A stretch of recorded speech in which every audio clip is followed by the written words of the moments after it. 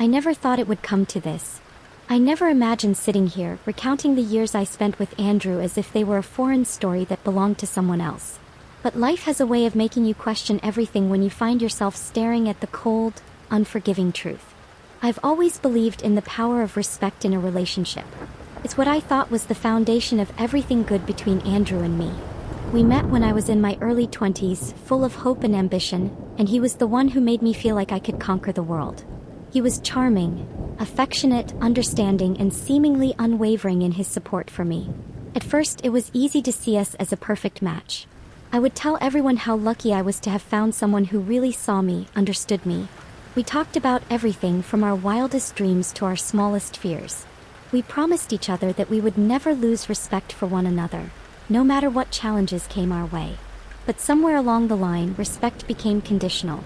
We were married for 7 years, and in that time I tried my best to honor that promise. I wanted to build a life with Andrew, to be his partner in every sense of the word. But as the years passed, I noticed a subtle shift in our dynamic. It was small at first, almost imperceptible, like the way the air feels just before a storm. It wasn't anything overt, but I could feel it.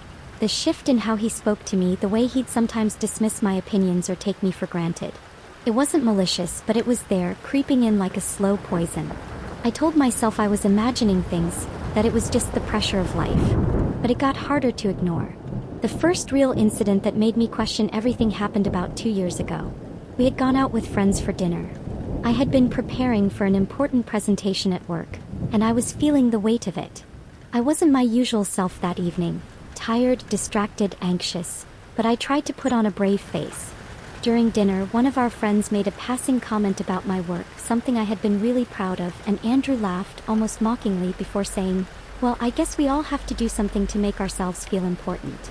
I felt my face flush and I tried to laugh it off, but the hurt was deep. That was the first time I really started to feel it. The subtle disrespect. It wasn't just a joke. It was dismissive, condescending, and it stung. I didn't address it immediately. I didn't want to make a scene in front of our friends, so I let it slide, but when we got home, the silence between us was palpable. I tried to talk to him about it, about how his words hurt me, but he brushed me off. "It was just a joke, you're being too sensitive," he said, but I could see it in his eyes. He didn't really understand why I was upset, and honestly, I think he didn't care. That night, I realized something had shifted in our relationship. Respect had always been the cornerstone of our connection, but now it felt like I was always on the back foot. It wasn't the first time I had felt that way, but it was the first time I truly understood what was happening. As the months went by, things didn't get better. I tried to talk to him about how I felt, about how our communication had changed, but every time it ended the same way. I was too sensitive, I was overreacting, or worse, it would turn into an argument where I was the one apologizing for feeling hurt. I stopped talking about my feelings. I stopped sharing parts of myself with him. It became easier to pretend everything was fine than to face the growing resentment in my chest. Then came the turning point. Last year, I started noticing that he wasn't as present as he used to be. He was constantly working late, always busy with important calls or meetings. I would ask him to spend time with me, and he'd say he was tired, or that he needed to work, or that I should just understand how important his career was. The thing is, I did understand. I supported him. I always had. But the longer this went on, the more I felt invisible. It was as if my needs, my desires, and my existence had become secondary to his.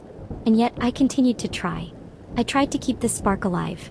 I tried to initiate conversations, to make plans, to revive our connection. But nothing seemed to matter.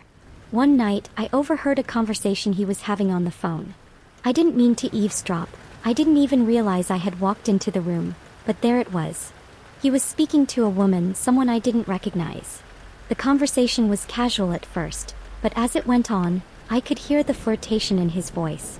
The way he spoke to her was so different from how he spoke to me. And suddenly, everything I had been feeling, the doubt, the loneliness, the growing distance, came crashing down. When he hung up, I confronted him. This time there were no excuses. He didn't deny it. He didn't even apologize. He just said, "It's not what you think." And that was it. That was the moment I knew. I knew this wasn't the man I had married, this wasn't the person I had trusted with everything. Respect had become conditional, and I wasn't part of the equation anymore. I left that night. I didn't pack my bags. I didn't say anything more.